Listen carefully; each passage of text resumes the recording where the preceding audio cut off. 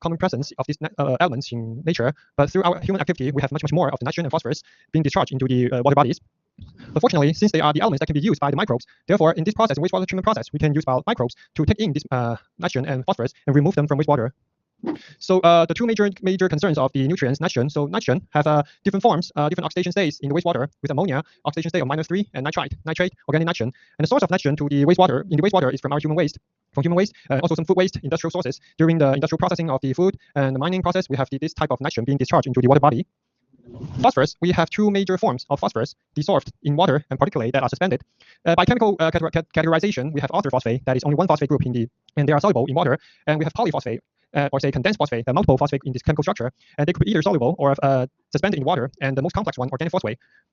In the typical water treatment process, so the total phosphorus is reported, and so all the complex forms of polyphosphate, organic phosphate, first they will be converted into orthophosphate before taking measurement by the instrument, and the sources of the phosphorus will be also from human waste and food waste, and also some of the house cleaning products that we have been using in your life, and also the industrial sources. So why these nutrients are of concern? So in my last class, I've talked about eutrophication, that is when excess of the ammonia and nitrogen and phosphorus being discharged, they could cause a problem called eutrophication that will cause a dead zone for the microbes to grow. And ammonia itself, it is also toxic if there are too much of it, and also create oxygen demand to the water body and create a dead zone that we've been talking about. And nitrate, if it's contaminated in groundwater, that could cause a disease called blue baby syndrome. Also, the elements, nitrogen and phosphorus, they are necessary elements for the microbes to grow. So for example, also for algae to grow, and therefore we need to take care of the excess nitrogen and phosphorus in water before discharging them. So the fundamentals of biological nutrients removal in typical activated sludge systems is achieved by three major biochemical reactions. And the process involved called nitrification, denitrification, and biological excess P removal, or enhanced biological P removal.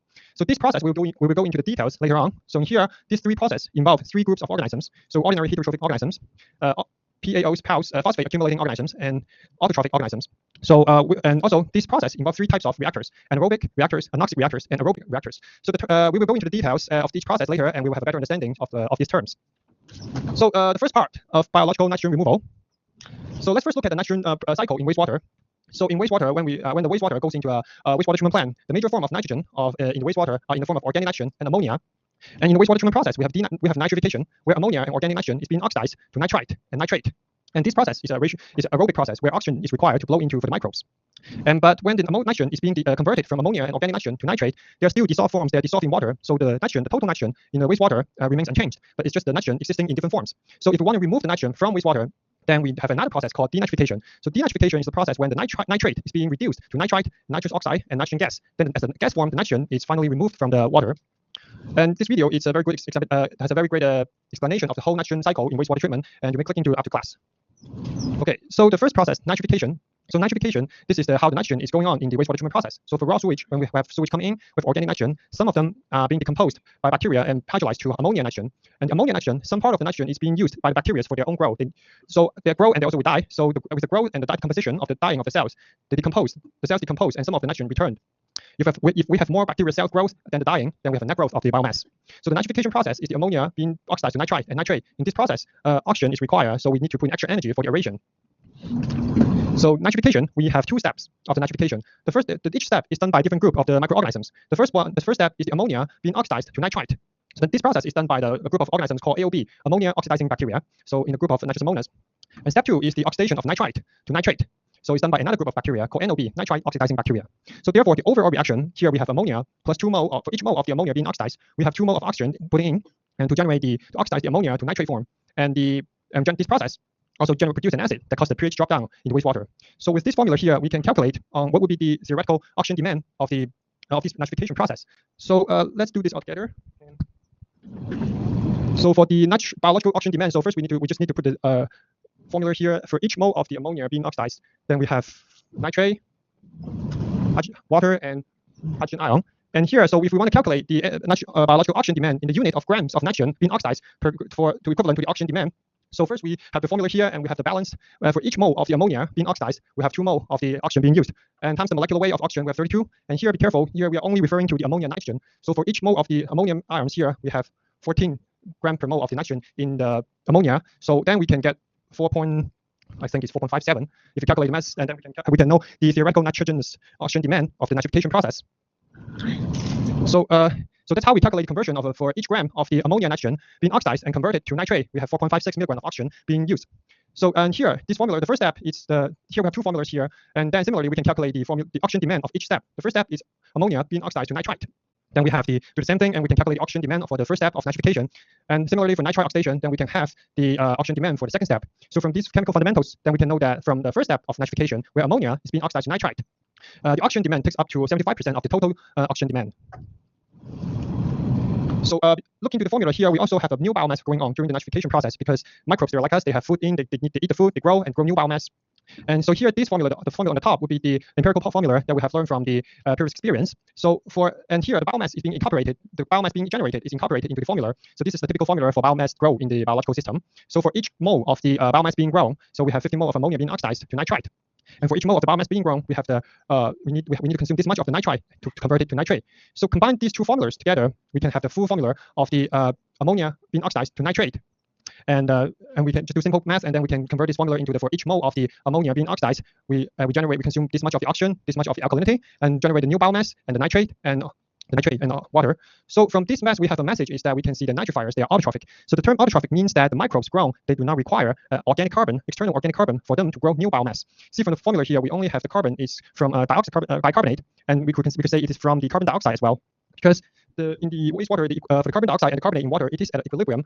So the carbon dioxide in atmosphere, so in the water body the carbon dioxide in water and carbon dioxide in air is exchanging. So in water, it's being hydrolyzed to produce carbonic acid, and then we have bicarbonate and carbonate. So in this term, the autotrophic, they can obtain, when they are synthesizing new biomass for their growth, they can obtain the carbon from carbon dioxide. That's why it is defined as autotrophic.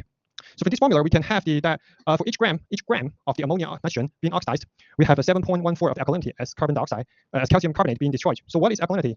Alkalinity, it describes the buffering capacity of the wastewater to resist the pH change due to the addition of acid. So the alkalinity is often expressed in the unit of calcium carbonate. So let's use this formula shown here and see how to calculate the alkalinity. So for each gram, from this formula, we can see from each gram of the ammonia being oxidized, it consumes 1.98 mole of the bicarbonate. So let's put it simple as for each gram of the bicarbonate as alkalinity, because we are describing its capacity to resist the hydrogen ions to pH change. So then we have the 1 mole of the bicarbonate is equivalent to 1 mole of the hydrogen ion. So that's one equivalent of the alkalinity. So in this formula, we have 2 mole of the hydrogen being oxidized, then 2 per mole of the ammonia being oxidized. Therefore, we can put it here, and 2 equivalent of the. But be careful here, as because the alkalinity is expressed as a CaCO3. So CaCO3, calcium carbonate, is 2 equivalent of the hydrogen ions to calcium ions and water plus carbon dioxide. So in this formula, for 1 equivalent of the 1 mole of the calcium carbonate is 2 mole of the equivalent. So for the calculation, it's 1 equivalent. So the calculation of the is milligram per liter. 1 mole of the calcium carbonate is 100 gram per mole, and hydrogen ions is 2 mole of hydrogen ions, 1 gram per mole. Therefore, it's 50 milligram as calcium carbonate as equivalent. So therefore, if we want to, so the 7.14 is how we put in here. We have 50, 2 equivalent of the hydrogen ions. Then we have 7.14 of the alkalinity being destroyed when in the nitrification process. Okay, so any questions here? Okay, no. All right. So similarly, you can calculate how much of the biomass is being produced during the nitrification process for each mole of the ammonia being oxidized, and that would be 0.17. And the 4.6 gram of oxygen is required for the whole nitrification process where ammonia being oxidized to nitrate. So for the nitrification process, the growth kinetics. So the factors of influencing the nitrification process has many factors indeed. The wastewater characteristics is very important. So here, this formula here is extracted from our textbook, and this describes the ammonia oxidation rate for this AOB, ammonia oxidizing bacteria. It's a function of how fast the microbial is growing in the process, and also the reactor concentration, how much of the ammonia in the reactor, and what is the DO concentration in the reactor, because it's a aerobic process where oxygen is required for nitrification. So in the nitrification process, to model the nitrification process, in typical case, we only use the ammonia oxidation rate for AOB, because in typical case, the rate of ammonia being used by AOB is much slower than the nitrite being used by NOB. Therefore, for the whole process, the 2-step nitrification, the ammonia oxidizing is all, in typical conditions is always the ammonia oxidation. It is the rate limiting factor for this for this nitrification process. So when we are designing for a nitrification tank, so we will always look into the ammonia oxidation rate as a design preference. So in this formula showing here, we have the wastewater characteristics affect the microbial growth of the nitrifying bacteria. So the μmax AOB here, μmax represents the specific growth rate of the microbes, how fast grow, and affects how much of the microbes are in the system. And with more of the bacteria in the system, the faster they can consume the substrate ammonia and do the nitrification process. And also the specific, when they're growing, they're also dying. So we have another term, the specific decaying rate. So describing how fast it is decaying. This is also related to how much of the food to them is ammonia. So how much of the food is being presented in the system. So in this formula, we also have other influent wastewater characteristics. Like here is the ammonia concentration in the wastewater, and there's a rate constant, and this is a DO concentration, and the flow, how much of the wastewater is coming into the system, how much nitrate is being produced, and how long SRT is the sludge retention time, how long is the biomass retained in the system. So all these factors, it's a very complicated process that all these factors altogether affects the nitrification process and affecting how fast the ammonia is being oxidized. So another factor is influencing the nitrification is temperature. So basically, we have a rule that for every 6 degrees Celsius drop, the activity of the microbes, it will be half of its original for 6 degrees before. So therefore, when we are designing the nitrification tanks, we should be designing based on the minimum expected temperature we'll be running. So this formula here is showing the ratio of the rate constant of the rate at 2 different degrees. So K2 is the corresponding the temperature at T2. The corresponding rate is K1, K2, and temperature 1, and the corresponding rate is K1. And this is how we can. This is the ratio, the relationship between the rate constant of the activity of the microbes activity at different temperatures, and that's how we quantify the impact of the temperature. And pH is also an important factor influencing the microbes. The microbes, they have optimum nitrification range. They have a preferred pH range at around 7.2 to 8.5. That's slightly alkaline conditions for them. They prefer it in these conditions, and so they can grow and they can perform and they do their job of nitrifying the ammonia. So the microbes, the activity of the microbes, they're extremely sensitive to this pH. So for every pH drop below 7, so the activity of the microbes, so here's the activity, how fast they grow, become half of it every pH drop. And because also during the nitrification process, from the formula we just have for each mole of the ammonia being oxidized, we have hydrogen ions being produced. That is the consumed alkalinity, and the true equivalent of the hydrogen ions is 7.14 gram of the alkalinity as calcium carbonate. Therefore, for the nitrification process, the pH, if there's no enough alkalinity to resist the change of the pH, so naturally the nitrification process, the pH should keep decreasing. But if we have sufficient alkalinity to use up these hydrogen ions being produced, then we can keep the pH in the range that we preferred for the nitrifiers. So in the operation, it's very important for the operators to monitor the pH of aeration tanks for nitrification tanks, so the nitrifiers can perform their job as expected. Alkalinity, as just said, is to buffer the pH change, to resist the pH change due to the addition of acid. So typically reported as calcium carbonate, 2 moles of hydrogen is 1 mole of the alkalinity, and then you can calculate the 7.14 of the alkalinity being discharged per milligram of the ammonia nitrogen being produced, being nitrified. So in typical operation, it is very dangerous to have alkalinity in wastewater less than 40 milligram per liter. So in operation, it is more preferred to have alkalinity of at least 50 to 60 milligram as calcium carbonate. So the nitrification tank, the pH can be maintained. Then you could be, it is better for the nitrifiers to perform their job. So the simple calculation of how much of the alkalinity is being consumed here, for example, if we have the influent wastewater of 200 milligram and we have nitrate being produced as 24 milligram per liter, and just time the fraction for each milligram of the ammonia nitrogen being nitrified, and we can if it is approximately equal to 24 milligram of the nitrate being produced, then it's calculated, then the 7.14 times the 24, and then is the how much of the alkalinity being consumed. Then we have 29 milligram of the alkalinity as calcium carbonate being left in the wastewater system.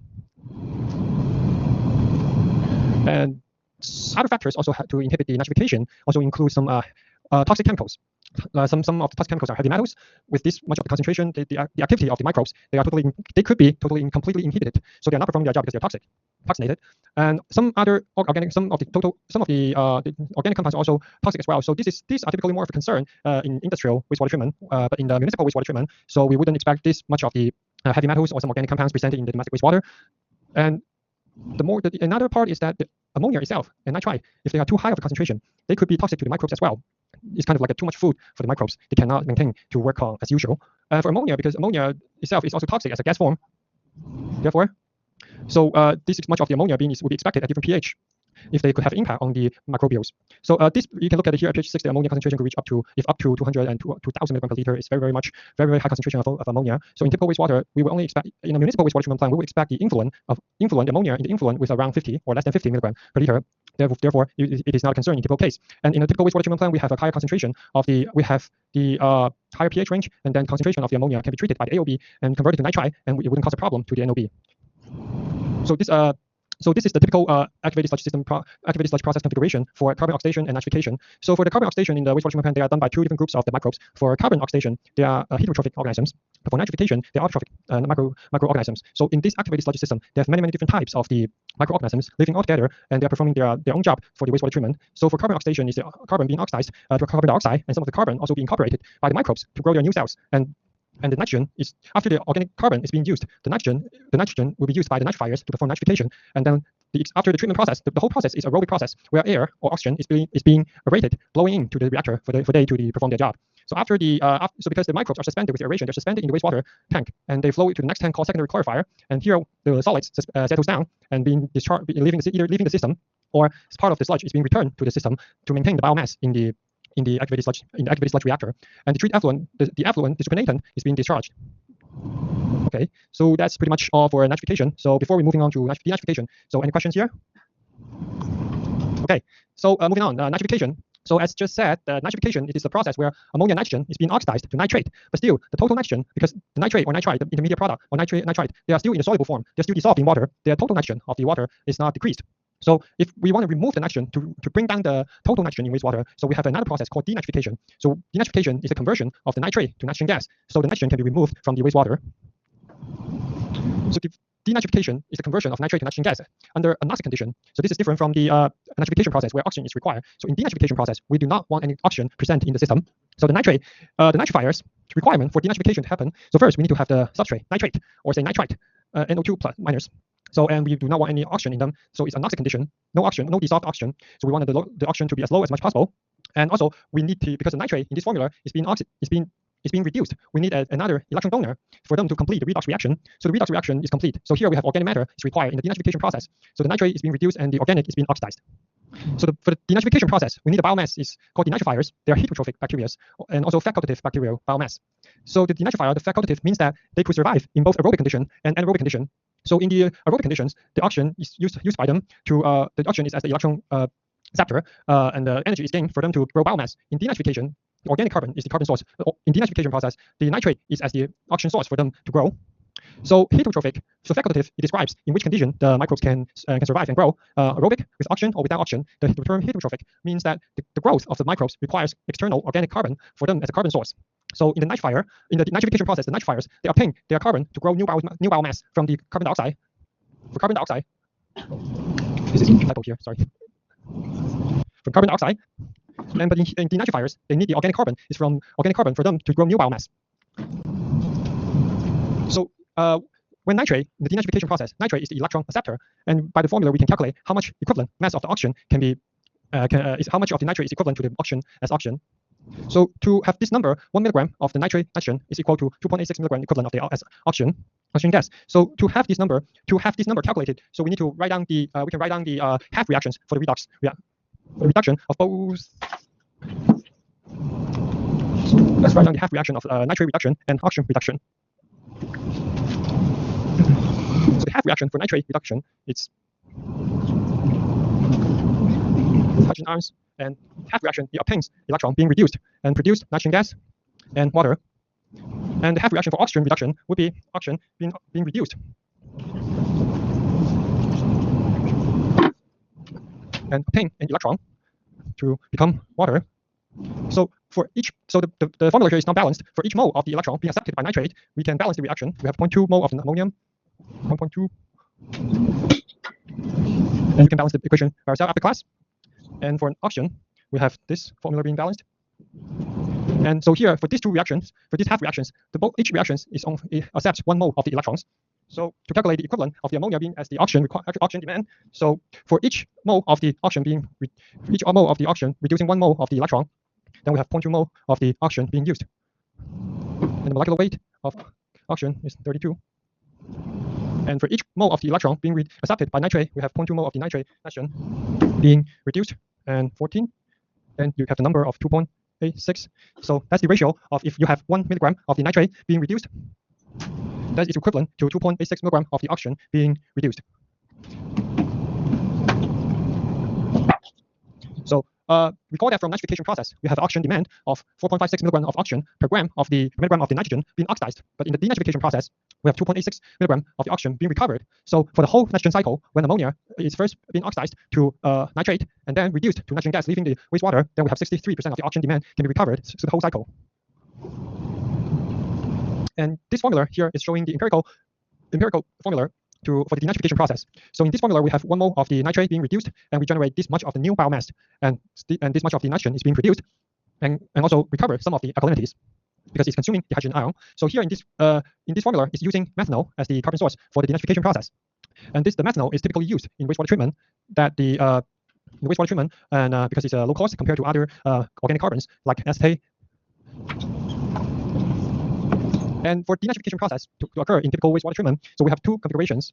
So either post-anoxic denitrification or pre-anoxic denitrification. So for these 2 processes, we have different pros and cons of this different process, because when we are, let me put it in this way will be more clear. Okay.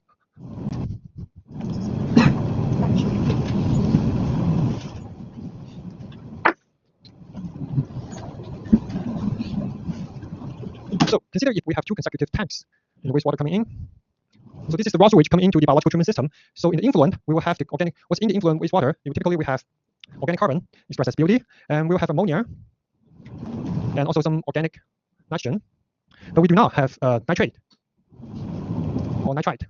So without these 2, nitrification cannot occur. So the first configuration is post-denitrification. So here is a aeration tank where we have the BOD being removed, being oxidized, and here what's left, no BOD, and ammonia, organic nitrogen, being reduced to nitrate, being oxidized to nitrate. So the nitrate, here we have bubbles coming in, and that's our aeration tank. The post-anoxic is no aeration. Then we have a mixer here to mix the reaction to mix the reactor to make it homogeneous, and the nitrates here. But here the problem with the post-denitrification is that we do not have carbon source for the denitrification. So typically we need to dose another carbon that causes additional cost for the denitrification to happen, because in this configuration the BOD is already consumed all in the nitrification tank, in the aeration tank ahead of the anoxic tank. So we need to add additional carbon for the denitrification process to occur.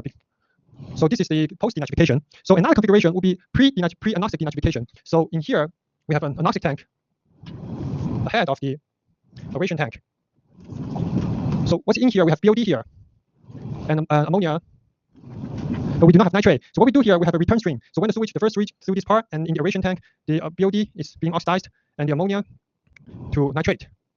So we have a return stream to turn this produced nitrate back to the first reactor. Then we have nitrate coming in. So this nitrate and the BOD, the carbon, can all together in the anoxic tank to perform denitrification. So in this way, we can save some of the external carbon. We do not need to dose extra carbon for the denitrification to happen, but we can use the organic carbon that originally present in the wastewater for the denitrification process. But compared to the anoxic tank, this way is saving energy, and we do not need to dose external carbon. So this is the 2 typical configuration of nitrification and denitrification tanks in the wastewater treatment process. So similar to the nitrification process, denitrifiers, they're also microbes. They use the food to grow, and also have growth kinetics to describe how fast they grow and how fast the substrate is being utilized for the microbes. And typically in denitrification, the nitrate concentration would not be the limiting factors controlling the denitrification rate. So the rate limiting factor would be others like the pH, water temperature, and the availability of the organic carbon in the denitrification tank. So okay, so that's pretty much for denitrification. Any questions in this process? Okay. So for nitrification, it's an aerobic process, and denitrification is an anoxic process. So, but in actual reaction, it is possible that at a DO concentration in the same tank, nitrification and denitrification could occur, because it's ideally that we think the substrates, the oxygen, is evenly distributed in the tank. But in reality, the DO, the dissolved oxygen distribution in the reaction tank, depends on how well the mixing is going on and how far, and the aeration point is away, the water zone away from the aeration point, because the air is blowing into the water body through diffusers to aerators. So where we set the aeration point and how far is the point from the aeration point determines the actual DO concentrations. Therefore, it is possible that in the same time we could have both nitrification and denitrification. So there's also another condition when the microbes, they develop into a huge flux. So and at DO concentration, the oxygen is diffusing in the flux is could be like the flux could be the microbes is microbes of like in a small community. Maybe up to micrometer scale. And in this flock, we have 2 zones indeed. We have the outer zone of the flock is aerobic, and the inner side of the microbes that could be that is anoxic. So in here we have 2 zones, because at a low DO concentration we have DO penetrating, diffusing into the inner side of the microbes. In the flock, in the outer side, the low DO concentration being diffusing in is already used up by the microbes in the outer side of the material. So in the outer side of the flock, the microbes can perform nitrification with the ammonia going in and being oxidized to nitrate and nitrite into nitrate. And also in the outer side, we have the dissolved substrate organics being reduced, being oxidized to carbon dioxide and new biomass. And the inner side, the core size of the microbial crop, microbial flock, then we use an anoxic zone where oxygen, there's no sufficient oxygen to penetrate into the inner side of this microbes community. So the inner side is anoxic. We have the nitrate being produced from nitrification in the outer side of the microbes. And then we have the ammonia being, we have the nitrate and the dissolved substrate organics inside it, and then perform denitrification to produce nitrogen gas and release from the microbes. So remember that in my last class where I mentioned about technology core AGS, so aerobic granular sludge. So this is basically the principle in their reactors, that they have a flux of the microbes up to micrometer scale. So in the upper side, they control the oxygen level of the reactor to a limited level, and by controlling how much of the air is being blowing in. And then this is how they perform nitrification, denitrification, as shown in this side. Okay, so what time is it? Okay, so let's take a break, 10-minute break. We have finished the nitrification and denitrification process. If you have any questions, you can come to me during the break, and after the break, we'll be back. We'll be back at 7:40. Also, if you haven't picked up your homework, you can pick up it.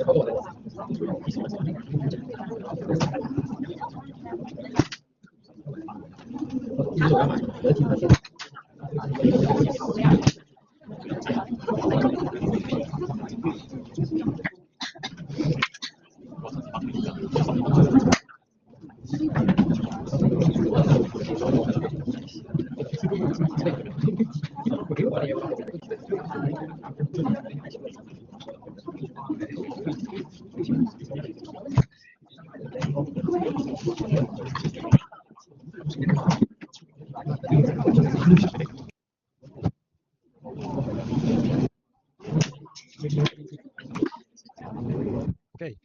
Okay, class. Let's get back to the class and continue tonight's class. So in the previous class we have talked about nitrification and denitrification.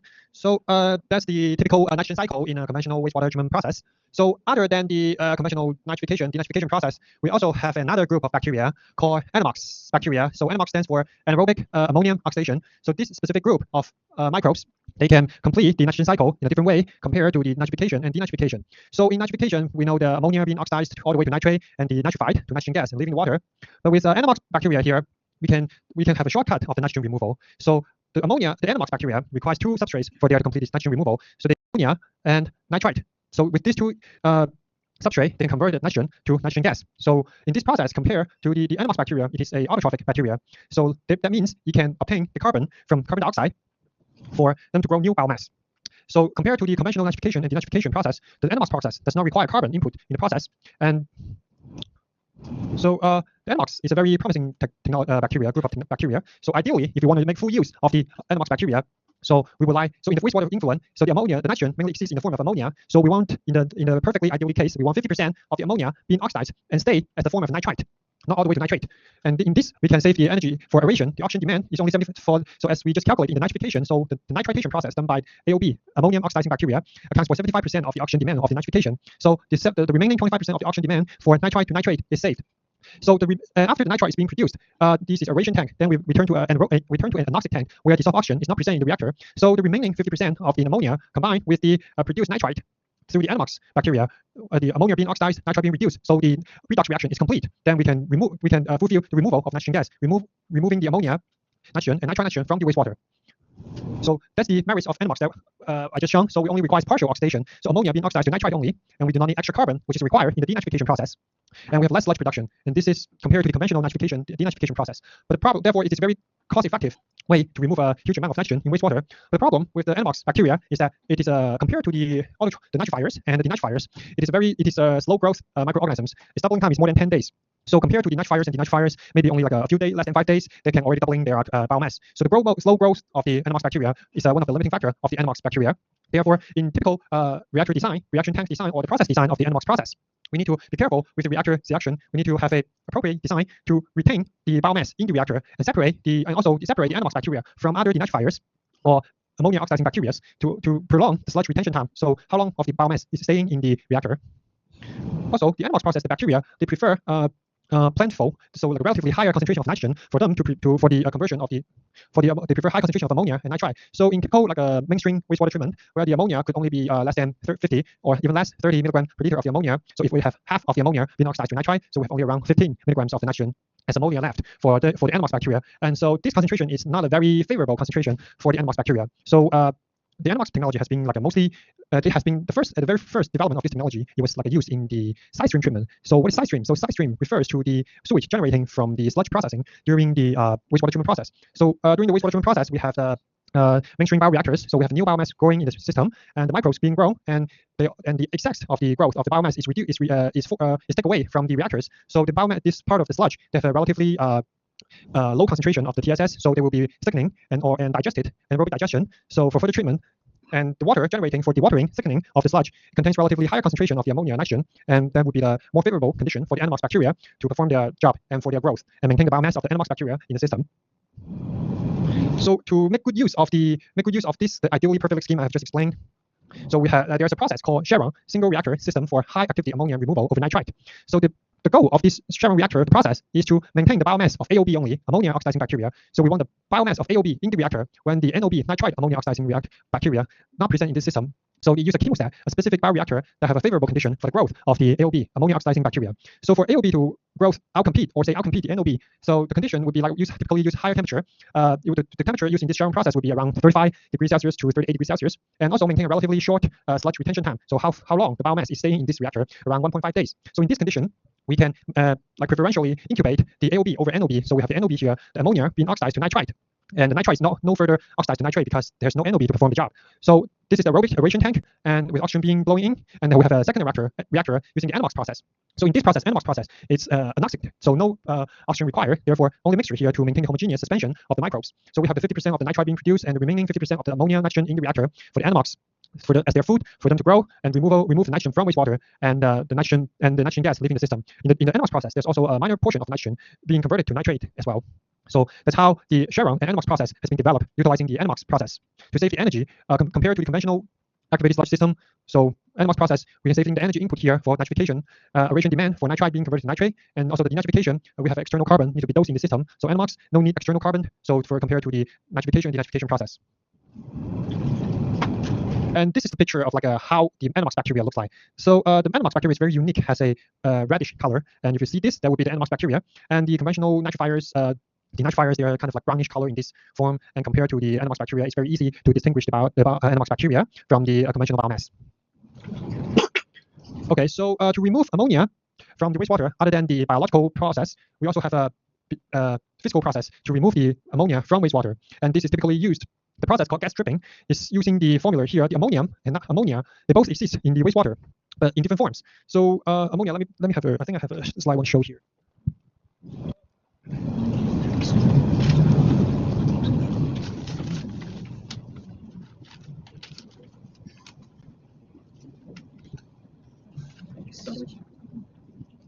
Okay, so here is showing the distribution of ammonia and ammonia in water. So back to the formula just shown.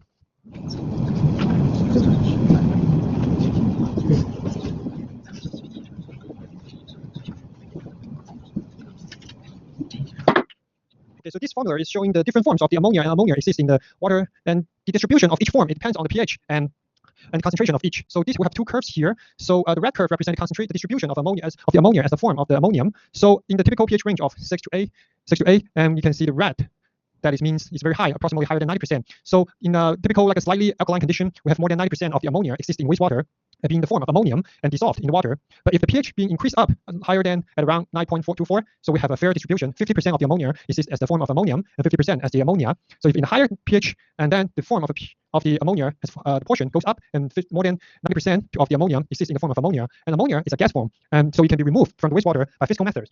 So this would be the principles of ammonia stripping process to remove the ammonia in wastewater. So in this stripping tower, so we have the raw wastewater coming in with a high concentration of ammonia, and the ammonia, first we have adding some alkaline to increase the pH and precipitate, and with a precipitation tank to remove some of the pretreatment for the pretreatment, and the ammonia is at a higher pH exists in the form of ammonia gas. So the water is coming in through the tower with the air being blown in with the opposite direction. So because ammonia is the major form, and higher pH is the major form of the major form of ammonia nitrogen, so it can be removed and leave the water in the gas form away with the gas and to leaving the water body.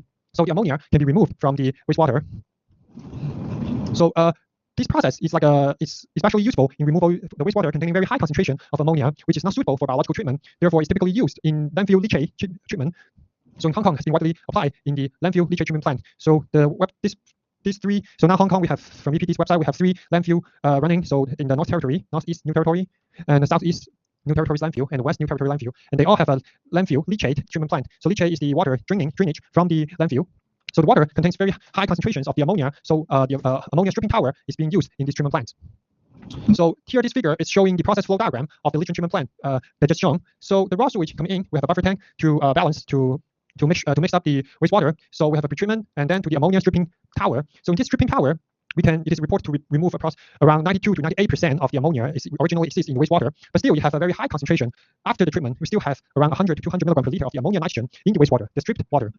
So originally in the leachate, it would be like up to more than 1,000 milligrams per liter of the nitrogen. That would be the very toxic concentration to the microbes. If you're using conventional nitrification, denitrification, this concentration will be killing those bacteria. So they are not functioning. So we have this ammonia stripping tower to remove the majority of the ammonia from wastewater first. So the remaining ammonia concentration can be further treated by biological method together with some of the organic carbon in the wastewater. So the ammonia being stripped off, it's being thermally oxidized to nitrogen gas and discharged. So after this, the pretreatment of the treatment process at this landfill treatment plants, the treated effluent is discharged into the sewer and again goes into the wastewater treatment plant for further treatment. So the concentration of ammonia has been largely reduced, therefore will not cause a nitrogen shock to the normally operating wastewater treatment plant. Okay, so that's pretty much for nitrogen removal.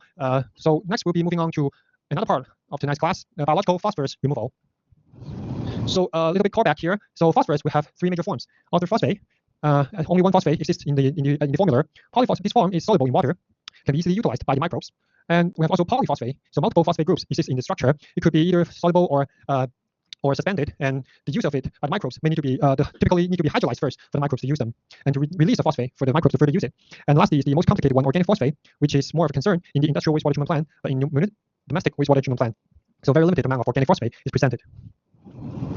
So the major input of phosphorus. So phosphorus is very common element in the atmosphere, in the nature, and in our body as DNA.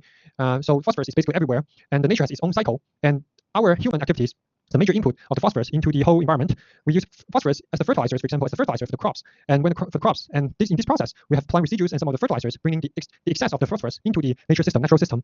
They also have some manures and biosolids decomposed and mineralized by the microbes, and then become a soluble form and going into the cycle. And in the leaching, some part of the water is leaving, and some of it is to the river water system is taken up by the plant, and some of it is returning to this returning to the surface, and then run off to the water, to the natural water stream, and causing problems of excess phosphorus. So to remove phosphorus from wastewater, this could be achieved by a biological way or chemical way. So chemical treatment is conversion of the soluble form of the phosphorus into a suspended form, particulate form. So it could be separated from the wastewater and removed. So in biological treatment, we use the microbes. The microbes incorporate this phosphorus into their own cell for their biomass growth, and this biomass can be settled and wasted from the liquid stream and removed from the wastewater. In a standard primary, secondary treatment plant, the process primary sedimentation can remove part of the organics, part of the phosphorus. So the phosphorus, some of the particulate form, can be removed along with the primary sludge being settled, and some of the phosphorus is removed in the secondary clarifiers by the incorporation of the microbes, incorporation of the phosphorus by microbes into their biomass. And then the excess biomass wasted from the system and have the phosphorus being removed from the system. But in typical activated sludge system, it's only 10 to 20% of the total phosphorus can be removed from the wastewater treatment. So luckily, we have found a specific group of the microbes called phosphorus accumulating organisms, PALs, that have enhanced biological phosphorus removal system. So those a group of the organism microbes that have a very unique metabolism under both an aerobic and aerobic condition. So it can survive in both conditions, means it's a facultative bacteria. So in aerobic conditions, the PAUs, they can take in the oxygen and oxidize the organics and use the energy generating this process to incorporate the phosphate, soluble phosphate, into its biomass to form polyphosphate and store the polyphosphate in its own cells during their growth. And in anaerobic conditions, the stored polyphosphate is being broken down, hydrolyzed to release the phosphate, and this energy is used for the intake of organics for the growth of for its own growth. So the use of the polyphosphate in the anaerobic conditions is a very unique feature of the PAUs compared to other heterotrophic organisms. So that makes them, and the amount of phosphate being incorporated under aerobic conditions is much more than the phosphorus being released during anaerobic conditions. Therefore, we can have a net removal of the phosphorus. So the removing mechanism in the wastewater treatment process would be like this. So first, in the anaerobic condition, we have the substrate coming in. So we have BOD coming in, ammonia and phosphorus coming in. So in this anaerobic condition, the oxidation of organics is not possible, but fermentation happens. Some group of the facultative bacteria can ferment the substrate, so ferment the readily biodegradable organics to acetate. So and some other fermentation products. So this acetate can be intaken by the PAUs. And this process intaken by the PAUs to produce a group of chemicals called PHA. PHB is a specific kind of the PHA. So the PHB being generated. So here, the incorporation of acetate by PAUs is using the energy generating from the hydrolysis of the phosphorus.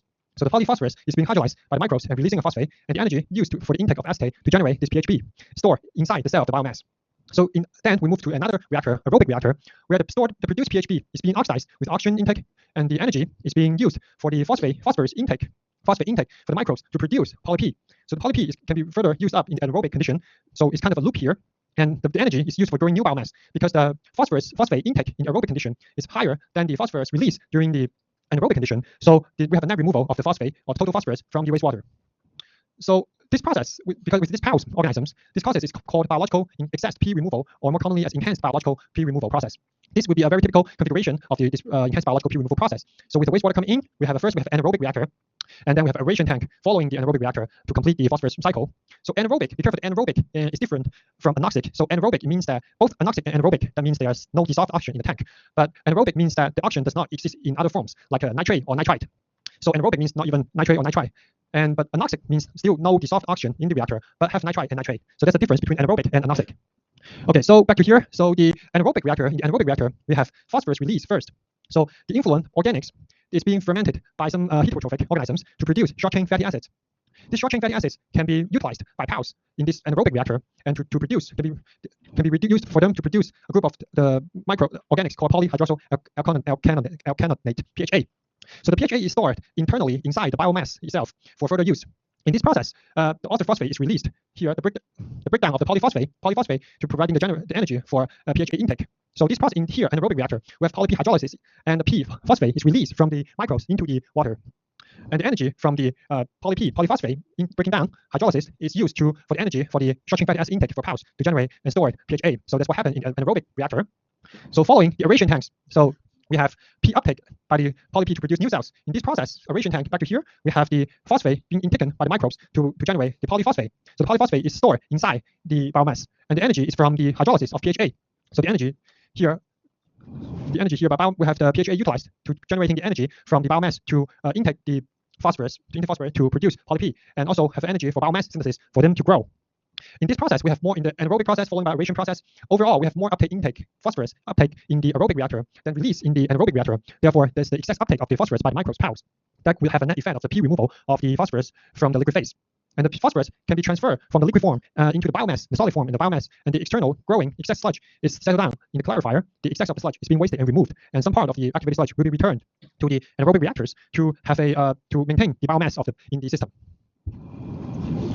So with these PAUs in the system compared to conventional activated sludge, so which only has around 0.02 milligram phosphorus per milligram of your biomass, and the biologically enhanced phosphorus sludge, the PAUs, the P content in their biomass is much higher, and they can even up to incorporate excess phosphorus up to around 1.38 milligram of phosphorus per milligram of the biomass. So in a well-designed, well-functioning biological enhanced phosphorus removal, the PAUs can take up to 40% of the biomass in the activated sludge for the active organisms, and they can remove this much of the phosphorus, depending per 500 milligram of the carbon in the wastewater influent. So with the PAUs, we need to for the enhanced biological P removal system to function well, we need to create a favorable conditions that could boost the growth of PAUs other than other microbes in the system. Therefore, three fundamental rules for the enhanced biological P removal system. So first, we need to have anaerobic and aerobic reactor in sequence for the microbes to perform their job, and we need a sufficient amount of the VFA, volatile fatty acid. So also some part of the short chain fatty acids in the influent. And preferentially, we do not want any oxygen or nitrate recycling to the anaerobic zone, otherwise it will become an anoxic zone. So in the anoxic, if nitrate is presented in the reactor, and so the denitrifier will compete with the microbes with the organic carbon, and then there will be a competition between the denitrifiers and the POWs, and that's not favorable for the POWs to grow. So in the first reactor, anaerobic reactor, we would like conversion of readily biodegradable carbon to short-chain fatty acids, volatile fatty acids in these anaerobic conditions.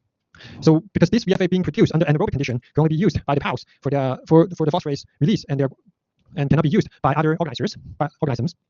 So that's one of the prerequisites to have the enhanced biological P removal. We have a VFA.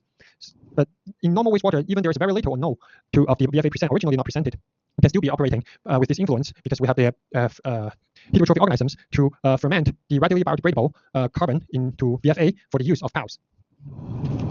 So in designing this enhanced biological P removal system, two important factors in the design and also in the operation, we want to make sure and protect the readily biodegradable carbon in the wastewater, so this carbon can be utilized by the POWs.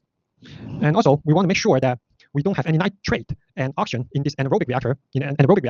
Otherwise there will be competition between the denitrifiers for the organic. With the nitrate, we have competition between the denitrifiers and POWs for the organics available. And if there's oxygen present, the heterotrophic organisms will oxidize the carbon and also compete with the microbes, POWs. So to achieve this enhanced biological phosphorus removal system, we have a few different configurations being developed. We will be going through 4 redox systems. We have 3-stage 4 redox, or commonly called A2O process, or 5-stage 4 redox process, and also have a modification UCT process, University of Cape Town system, or modified UCT system.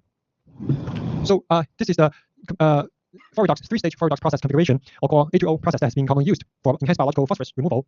So the configuration will have 3 reactor tanks in sequence. The first is anaerobic. That means there is no oxygen or nitrate exists in this tank. And then we have a anoxic tank. We have nitrite and nitrate, but also no dissolved oxygen in this tank. And then it's a nitrate tank. That is aeration tank where nitrification happens. So in this configuration, anaerobic condition, we have phosphorus release and PHB being storage inside biomass. And the following tank, we have denitrification. Denitrification, the nitrate is from the recycle stream from the aeration tank. So in here, we have the here nitrate being produced during the aeration tank, and this produced nitrate is returned to the anoxic reactor tanks and for the denitrification to happen. And here, last aerobic tank, then we have, if there's any carbon left over in the denitrification, it will be further treated in the aeration tank. The additional carbon is oxidized, and the ammonia is being oxidized to nitrate. And by controlling how much of the flow is returning to the denitrification tank, then we can control how much of the nitrate is remaining in the effluent. And after the whole process, we have a settling tank to separate the liquid stream and the sludge. The sludge will settle down and recycled, and also part of the sludge will be wasted. So similarly, we have a 5-stage 4 redox process that is a combination of pre-denitrification and post-denitrification. So similarly, anaerobic tank, we have phosphorus being released and storage, PHB storage, and then anoxic tank, the denitrification, where the nitrate comes from the recycle stream of aerobic tank. So from nitrification process, so in here, denitrification consumes the influent BOD and returning nitrate to remove the nitrogen from wastewater. If there's any remaining carbon from after the first denitrification tank, it is further treated in the nitrification tank or aerobic tank. So the carbon will be oxidized and the ammonia being oxidized to nitrate for return. So by controlling the recycle, we can control how much of the nitrate is being putting back to the further system and the prior reactor. And if there's any left over, we have another anoxic tank here. But in here, anoxic tank is also for denitrification. It's called post-denitrification. But in this process, to have post-denitrification, we need to have external carbon dosing, like methanol, dosing in for the denitrification process to happen. And if there's the carbon with carbon dosing in, we have another aerobic tank, then carbon can be oxidized to control the effluent quality being discharged from the system. So here is then after all these 5 tanks will be a settling tank to separate the biomass from the sewage, and also part of the sludge being recycled to the first anaerobic tank, and part of the excess sludge will be wasted. So the problem with the limitation of this 4 redox system is that we have a recycle stream of the sludge here, recycle sludge directly to the anaerobic reactor. It is possible that we still have some residual, especially in this 3-stage H2O process, we may have some residual nitrate presented in this settling tank, and this nitrate is returning along with the return sludge to the anaerobic tank. Then this anaerobic tank may have nitrite or nitrate presented, cause a problem. There will be a competition between the denitrifiers and phosphorus. And also, this process the nitrogen removal will be limited by how much of the nitrogen is being recycled here, or into those external or excess amount of the carbon in this post-denitrification process, and then may cause an additional aeration demand in this aeration tank. So, therefore, the University of Cape Town, they have developed a modified system compared to the 4 redox system that's called University of Cape Town system. So the configuration is like you have 3 configurations. Also, like the first H2O process has 3 reactors: anaerobic, anoxic, and aerobic tank in sequence. So what's different is that they have more recycle streams to control the reactor. So to solve the potential return of nitrate to the anaerobic tank, it does not, the sludge being wasted or recycled return to the agnostic tank, not directly to the anaerobic tank in the H2O process. Therefore, it can limit how much of the nitrate is being potential nitrate presence in the anaerobic tank. But here, and in this agnostic tank, we have a nitrate recycle from the aeration tank. So we have the nitrate being put back for the agnostic tank for denitrification process. And in here, after the recycle tank, we need to carefully, the process requires very careful control of how much of the nitrate from aeration tank is being put back into the agnostic tank. So with the careful control, we're just putting sufficient amount of the return flow and amount of nitrate in the for denitrification, so that the effluent of the agnostic tank contains nearly 0 milligram per liter of the nitrate, and this will be returned back to the influent to maintain the biomass of anaerobic tank. So this is the difference between the UCT system with the H2O system. So the settling tank have underflow to the agnostic, additional mixed liquor recycle, no directly return to anaerobic tank, so no potential nitrate accumulation in this tank. And also the nitrate recycled to agnostic tank to maintain the nitrate level in here, the effluent close to 0, and the anaerobic reactor can be maintained independent of the nitrate influent, and there's no nitrate directly into the anaerobic tank. But still, the process of the UCT system can be further improved. Here, the main control problem is that we need to very, very careful control of the nitrate return from aerobic tank to the agnostic tank to keep the agnostic reactor just underloaded, so that the nitrate in the sewage leaving the agnostic tank is closing to 0, so we don't have the nitrate returning to the anaerobic tank. And also in full-scale applications, we cannot achieve such precise control of the recycle ratio. It's not practical to do so to control, because the influent quality is always fluctuating. It's not always a consistent influent as set in the lab. So further, they have developed another modified UCT process. Here, the major difference is that they have the agnostic tank. They have 2 agnostic tanks instead of 1 agnostic tanks. So the influent coming in anaerobic. Agnostic is divided 2 system. The first agnostic reactor receives the settled sewage from settling tank to maintain the biomass of the agnostic tank and aeration tank. And here, so the nitrate is still not returning directly, the potential nitrate not directly returning to the influent tank to the tank of anaerobic tank. And here, the recycles, what's difference? The recycle of nitrate recycle is through the second agnostic tank, and the first recycle tank has a recycle stream to the anaerobic tank. So to maintain the biomass of the anaerobic tank. So in this, we have separate recycle streams. So the nitrate, if here, any here, from here, returning here, we have denitrification to consume the nitrate. And by doing so, by separating the agnostic tanks, we don't need to have a very precise control of the nitrate return from aerobic tanks to control the nitrate levels inside here. Then we have a very safe system for the anaerobic tank to maintain an anaerobic condition. So that's the most stable condition for cows to grow.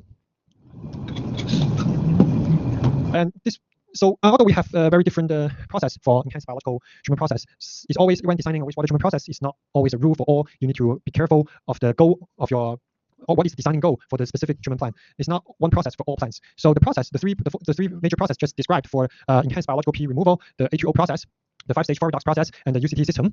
The merits of the H2O is that it has the most simple operation and have alkalinity recover from the denitrification for nitrification to maintain the pH of the system.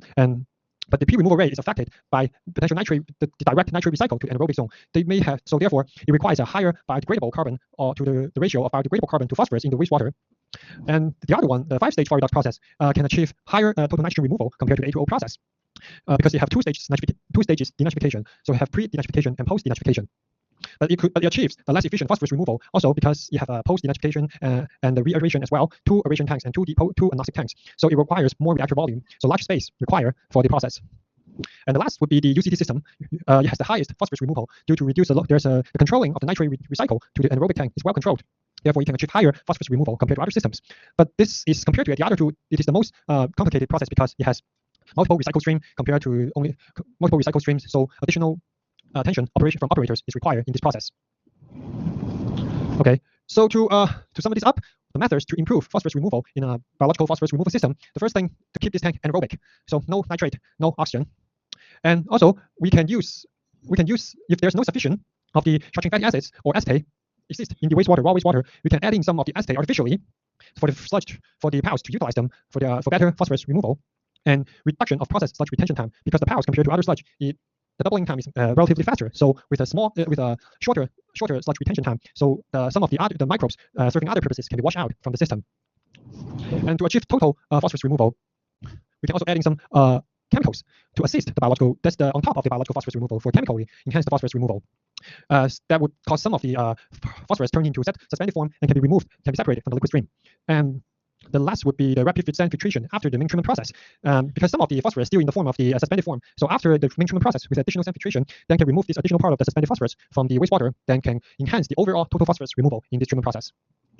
Okay, so last we have a summary of tonight's all these microbes mentioned in tonight's class. So so first group of microbes, ordinary heterotrophic organisms. So they could exist in different zones of the reactors. We have anaerobic, no oxygen present, no nitrate present. Ordinary heterotrophic bacteria in this form exist and doing the fermentation of complex or say some readily biodegradable carbon into short chain fatty acid for the use of PAUs. And all ordinary heterotrophic bacteria, all organisms, they also exist in anoxic zone. So they can use the carbon and nitrate altogether to perform denitrification. So denitrifiers are heterotrophic organisms. And in aerobic tank is the organic carbon oxidation for them to remove the organics in wastewater. So PAUs, phosphorus accumulating organisms. For phosphorus remove in anaerobic tank, only no nitrate, no nitrite, no oxygen. The phosphorus is released in this process. The fermentation product, short chain fatty acids, is being uptaken by the PAUs to produce PHA and storage in their cell. That's what happened in aerobic tank. In anoxic tank, when it is possible, if the anoxic tanks, if anoxic tank, both denitrification and the PAUs could happen, there will be a competition between the PAUs and the OHOs, all heterotrophic organisms.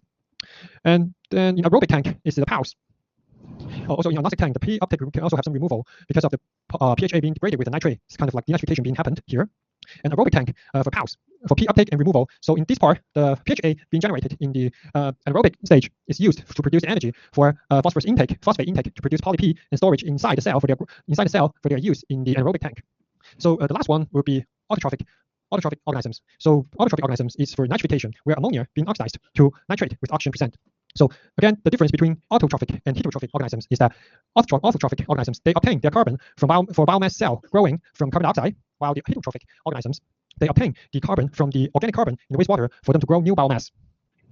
And another term is facultative bacteria learned tonight means the microbes can survive in both aerobic condition and anaerobic conditions.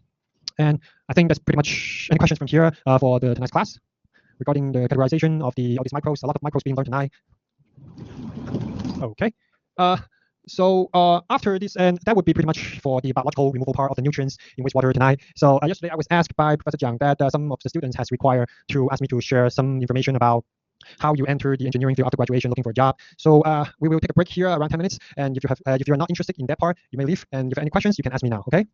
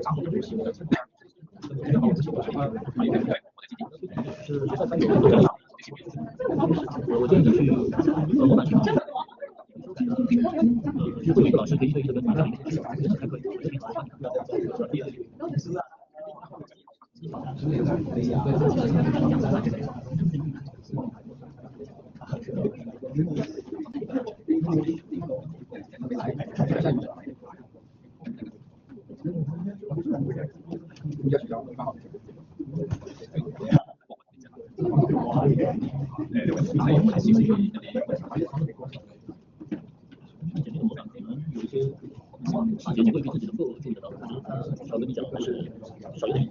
不过他说英文讲，好像我不确定能不能说直接跟他用中文，就他会讲英文学。不过差不多你也知道，大家不说像挺上。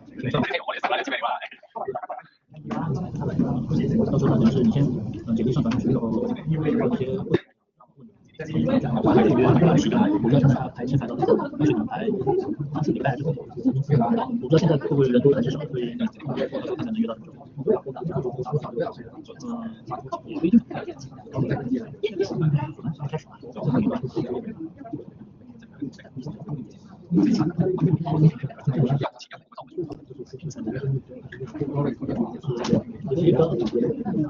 我是为什么就觉得就是比较消耗人，比如说可能你说也许有人像刚才一样，就是一份工作做久了都会或多或少。我那个是一个是10分多，但是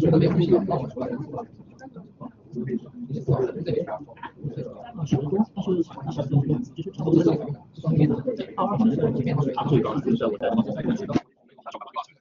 就是他们说一个小的地方，大家都说他直接都有，不过他可能还是没有反映到那种对他们说在编之外的，如果是进行对这个的，这个相对基本讲了。对，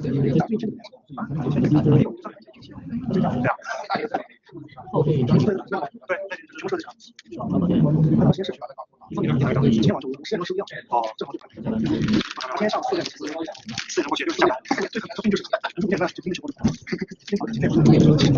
现在不需要了，现在还70个小时。那不就不暴露吗？你这样说的，剩下的这个都没来，反正我也不用说什么对吧？还是什么。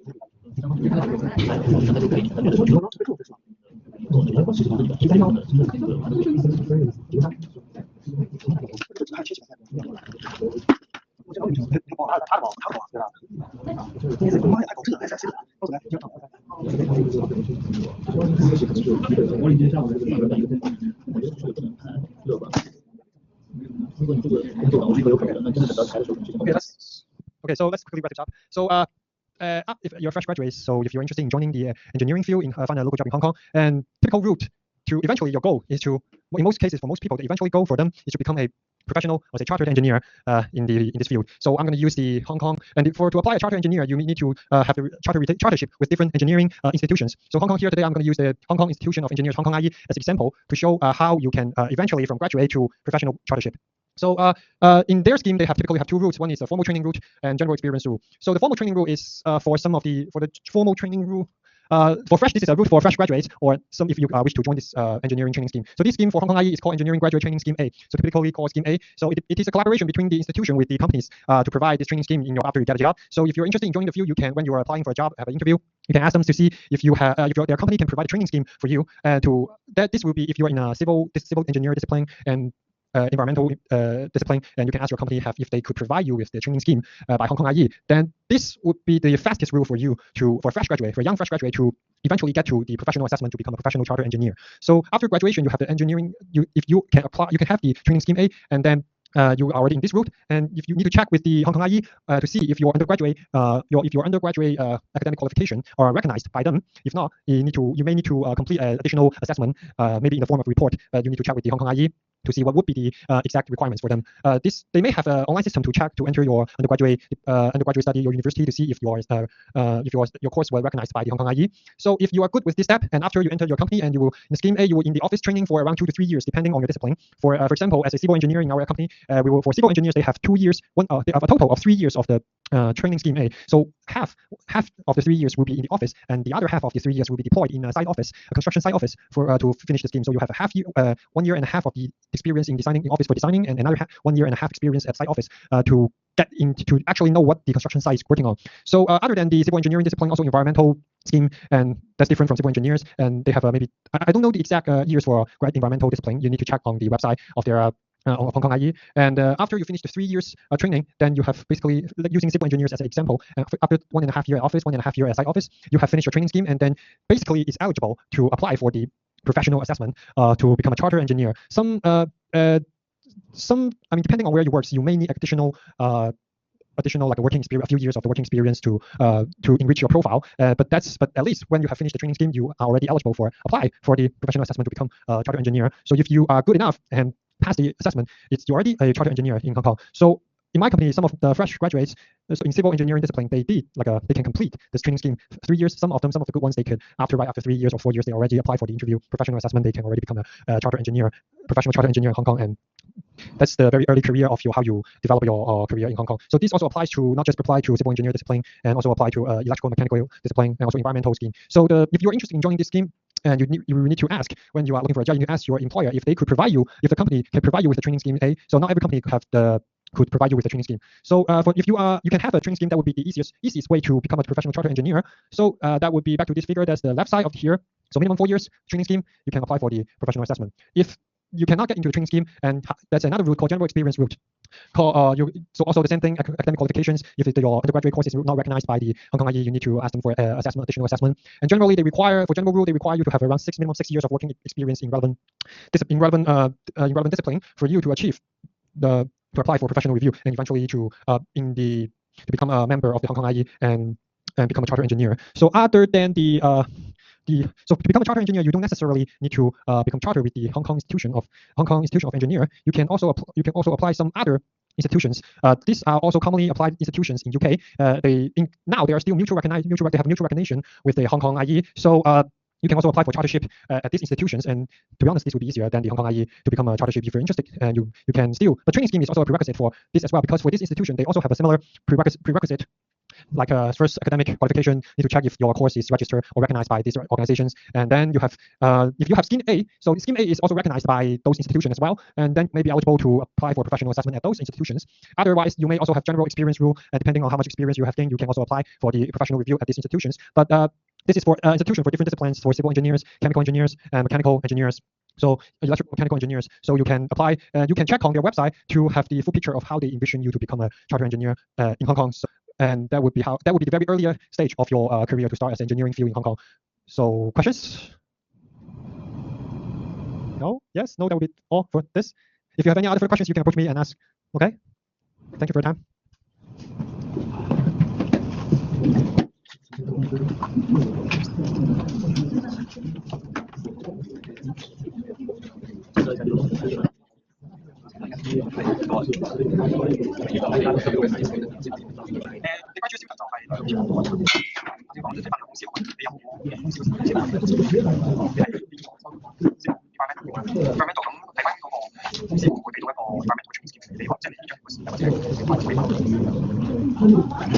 如果係直接係畢業生嘅，我哋會唔會喺唔係㗎？因為呢個 training scheme 其實就係 design for fresh graduate，所以你可以呢個你可以撳啊，入去睇 website 嘅，即係呢個 training scheme 其實就係所以你呢個係似於間公司可唔可以俾到個 scheme 俾你？或者你想咁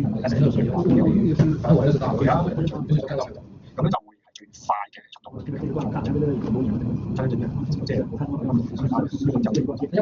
你都在數據費，因為你都在搞對象，我而家14歲是吧？